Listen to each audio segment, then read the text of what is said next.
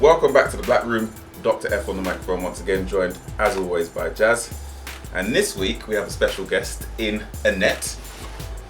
Very excited to have you in the Black Room. Thank you so much for joining us. I think it's going to be excellent to have a female perspective in here. I'm very interested in exploring your story a little bit more. Good. So, I'm excited. I'm excited about this. It's nice to be joined by like two males and being the only female. So I feel like I'm going to have the upper hand here. I think okay. I see. Okay. It's important you rep for all the females that come next. But it's going to be amazing because me and Jas are in here every single week and we often paint perspective. And I think that perspective is, obviously I think it's right because it's my perspective, but I think it'd be really interesting to hear about your experiences and what's going on. So let's talk about you. Why don't you tell us a little bit about yourself? Why don't we start from the beginning? The beginning. So, as you know, my name's Annette. I have quite a varied background. So, I was sort of raised and brought up in Hackney, East London. So, bit ghetto, as they say at the time. Make sure I still got my good I know, just make sure. In the 80s, brought up there, and then I think sort of like 10 years after living in Hackney, we moved to Tottenham. So it's like, it's not any better, it's not any better.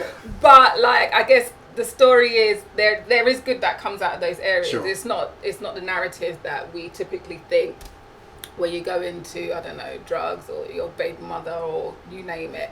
So growing up in sort of East London and North London, North East London, sometimes you feel as if there's not going to be many options for you. But I was sort of brought up in an African household. Both of my parents are Ghanaian. And as you probably know, with African households, it's education, in that order. So give us a bit of perspective here, because at the moment it's 2020. Yeah. When you talk about Hackney and you talk about North East London, we're not talking about the same place that we were talking about 20 years ago. No. So what was it like? What was it like growing up in Tottenham? What was it like growing up in Hackney? To be fair, like I'm playing it down a little, but growing up in Hackney was not that bad. As a kid, you don't really know your surroundings that you're being brought up in. It's normality to you until you grow old and you think, actually, that was quite ghetto. Yeah, we got broken into every week. That was ghetto. What was the demographic split at the time? Hackney, the demographic. So where I was brought up, it was predominantly like obviously a lot of ethnic minorities. But where I went to school was a lot of white people. Right. So I went to school in Bow. So it's like on the cusp of like Hackney and Bow. So you can imagine, I grew up around the era that there were like the Wiley, Boy Better Know, like, and that we knew all of these people around us. They would come to our school, and we grew up in that environment. And actually, my school had minimal, I'd say, let's say 20-25% black people, and then the rest were white. But they're like, "Oh, your Cockney's oi!" And so, like, hence the accent. I still got a little bit of it in me, but it was nice. I loved Hackney. Tottenham, slightly a bit different. What was different about Tottenham? Tottenham is a bit more. Obviously, the levels of poverty I found were slightly higher in Tottenham, and there was a lot of immigration issues that were, I think, centred around in Tottenham. So we had a lot of Colombians, Somalians. That area was quite a hub where a lot of immigrants would come to Tottenham and then sort of. So would you say it was like more diverse in Tottenham than it was? Yeah, much more diverse. Much more diverse. But I think it came with much more. Many more issues like postcode wars, gangs and stuff like that. So if I said which one would I continue to prefer if I went back in time, it would be Hackney. For me, that's where I was brought up. Okay. So tell us a little bit about school. So growing up in Hackney, I went to primary school in Hackney, and secondary school, and then when I moved to Tottenham, my mum was like, "You will go to a good sixth form." That's what she told me, and that's what happened. So even though I was living in Tottenham, I went to sixth form in Muswell Hill. whereas everyone else was going college, and college was the thing, and come college, are you going to come Hackney College? And I was like, my mum said no, like, I'm sorry, I've got to go to a good sixth form. So I went to a good sixth form, and I met quite a lot of friends that I still talk to today. And as I said, it was mainly focused on, right, you've now done your sort of early years education in typical schools within Hackney and Tottenham, but now you need to focus, get your A-levels and go to university. So to what extent do you think that your mum or your parents' guidance in terms of that education piece has changed the trajectory of where you might have ended up? Do you think that you sort of mentally were going where you're going and you were going to get there irrespective of, or do you think them having influenced you in that way? Your parents influence you in everything you do. I say the word influence. As a Ghanaian child, you don't get influenced, you get told what to do, right? There's no such thing as being influenced. You get told what to do. And at the time, you don't know why you're doing it. But if my mum said I've got to go to school in Muswell Hill, I've got to go to school in Muswell Hill. And so I feel that if my mum and my dad didn't push me to do that, my path may have been different. You know, in Muswell Hill, everyone was quite uppity. They live in £1 million houses, and you've got this girl from Tottenham coming to mingle with them. And then I did encounter some issues, and just in terms of them not understanding me or the rest of the black minorities that were there. There was a massive divide, like a massive divide, and still to this day, I still speak to a lot of the black people that I went to sixth form with, but never really made any friends with like the white counterparts that went there. And it was just that the divide was just, I think, too much at the time, and they didn't understand who we were as people. So fast forward us now to uni. You've done your sixth form with your uppity colleagues from the £1 million houses. You've made it through that, and so now we're at uni. Tell me a little bit about what uni was like. Uni was like a brilliant experience. I think anyone who doesn't go to uni, not saying that you've missed out, but you have missed out.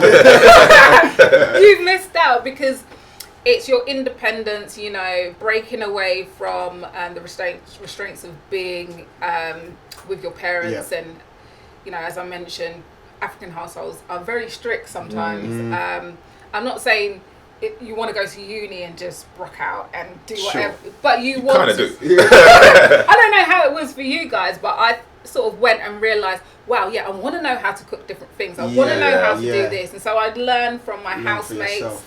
And that was for me, that was growth.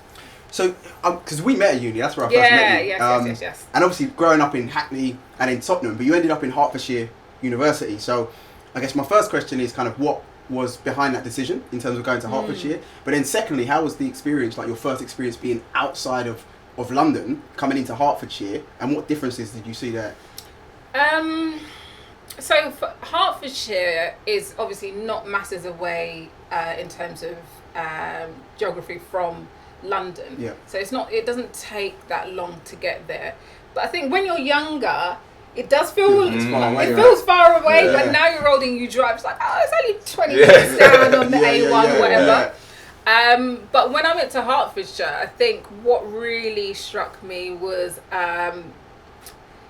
there was obviously a mixed demographics. You've got Chinese people that have come abroad. You've got people from Nigeria that are on sponsorships. You've got it all. But I really felt that it was influential in the fact that I was able to spend much more quality time with different people that I wouldn't on a normal day-to-day basis. I guess when you're younger, you go to someone's house and you come back. Living day-to-day, eating, breathing, and doing everything with people around you and learning off them I wouldn't change it for the world.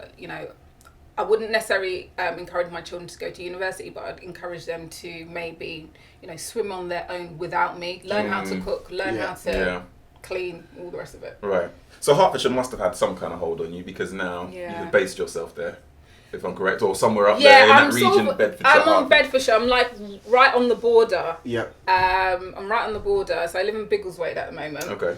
Which I know everyone's going to be thinking, where the hell is that? So it's on the border, and it essentially, I liked that area of not necessarily moving up north, but keeping and maintaining, I guess, the peace. I felt like Hertfordshire is quite peaceful.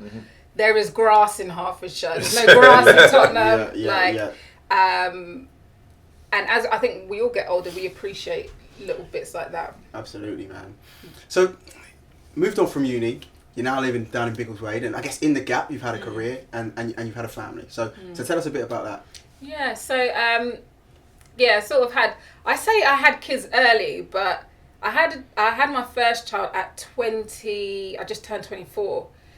At the time, like, none of my friends had kids. I think one had a child, and it was a little bit like, God damn, girl, you're starting early. Really? Okay, interesting. I met my husband at that time, and we, you know, things happen, and you decide, okay, this is what I'm going to do with my life. And I'd already sort of gotten into HR because that's the career that I'm still into. Yeah. And I've just gotten into HR and realised that actually this is a good stream for me. So I had done law in uni, came out and done the law degree, and then I think 2 or 3 years after finishing my law degree, I did a master's in HR management and realised that's what I wanted to do. But then I also said to myself in my head that I'm going to be all right. Like, I can have a child and I'm still going to be making money. It was sort of like, you know, when you just think, I'm not going to be taking anything from the government. I'm still going to pay my way. And that's how I started. And since then, got 2 kids, 2 boys, 11 and 6. Yep. And yeah, we live in Biggleswade, have a good life, good standard of living, quiet. But when I want to turn up, I come back to London. As you do.